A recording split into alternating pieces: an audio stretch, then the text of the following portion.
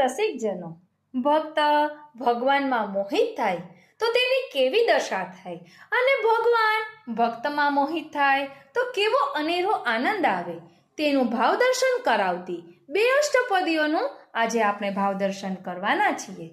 ભક્ત ભગવાન પર મોહિત થાય તેનું વર્ણન શ્રી જયદેવજી રચિત અષ્ટપદીમાં કરવામાં આવ્યું છે, અને ભગવાન ભક્ત પર મોહિત થાય તેનું વર્ણન શ્રી ગુસાઈજી રચિત અષ્ટપદીમાં કરવામાં આવ્યું છે. માટે આજના સત્સંગમાં આપણે આ બંને અષ્ટપદીઓનું ભાવદર્શન કરીશું, કારણ કે હોળી ખેલના દિવસોમાં આ બંને અષ્ટપદી બોલવાની હોય છે. માટે મનાતુરી ચેનલથી જોડાયેલા રહેશો તો આ હોળી ખેલના અનેરા પ્રસંગોનો આનંદ આપને મળ્યા કરશે. બોલો શ્રી વલ્લભાધીશ કી જય, હોરી કે રસિયા કી જય. જય શ્રી કૃષ્ણ.